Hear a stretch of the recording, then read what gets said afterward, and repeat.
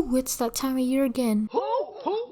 What are you, a fucking owl? Fast and Furious, let's head to the movie theaters. What the fuck? Hello humans in the universe, here's villains and everything between. I love Pokemon today, Fast X. Have you seen it? This franchise has been around for 23 years. That's a long time. They became a phenomenon that everyone knew and everyone saw. But for me, ever since the 8th movie, it has not been the same, for obvious reasons. But the whole counterweight Brian's character provided to Dom is gone, and now he is kind of the only thing that matters. He does all the cool stunts, he kills all the bad guys, while our heroes are off getting high, or sniffing cocaine, or whatever. Basically just being useless so that Dom can be cool. The counterweight is gone, as it were, and that's just a mini short opinion at the top of this video before I dive into what I think is an even bigger problem, and that is the newest villain, Jason Momoa. I mean Dante. Hell, ha, get it? It's the Inferno. But anyways, him as a character rubbed me the wrong way. The whole time I watched this movie, he felt like he didn't belong. Like he was an over-exaggerated maniac, Joker kind of character. And his odd and weird moments fit less in a Fast and Furious movie and more in a Suicide Squad or such and such. Everything over top about him doesn't fit this franchise at all. This one started with cars and gangs and evolved into government espionage.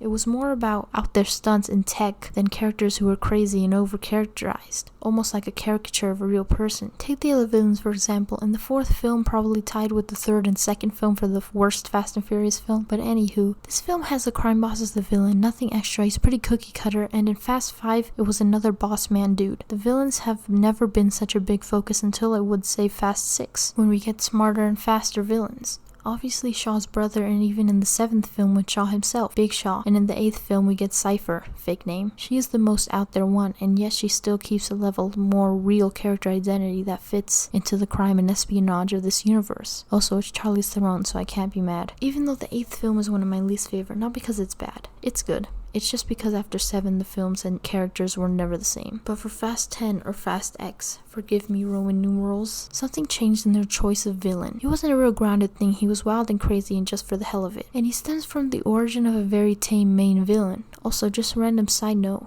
why does everyone have secret come out of nowhere siblings? Elsa has a sister now, Dom has a brother, Baby Shaw was Shaw's brother, and they have a sister, and Hobbs has like 50 different siblings. Soon Letty is gonna have a secret twin that will be revealed to be her, and really she did die in Fast 4. But beyond that, this film, Fast X, just has a different feel than the rest of them. And I can't quite put my finger on it, and I don't know why. The body bag scene where a guy came out of it, the villain's personality, the lack of every other character not even mattering and yet bringing everyone back, it all just misses the point, the idea. This franchise since the start has been about one thing, family, and it kinda got lost in all the action clutter. Fast X claims it's bringing the family together with returning characters like Giselle and Hobbs, and yet they are more divided than ever, and not in a good storytelling way, but in a get them out of the way so we can focus on Dom. Just sad since this thing has 1 or 2 more parts, who even knows? But the whole plot is meant to be that Jason is taking Dom's family away because he killed his dad, although I just think it's to feed his sick fantasies and random whims. Also, did we ever learn who the secret top guy from Hobbs and Shaw was? No? Okay. The story better get better and have all the characters come together as a family, because if not, Fast and Furious will never feel the same again. And obviously that amounts to the villain not being fit for the Fast and Furious, because the villain has never been the main thing, and it's really taking center stage here. The closest we've ever gotten to that was Cypher, who kidnapped a baby and killed Helena. Allegedly. She could come back to life.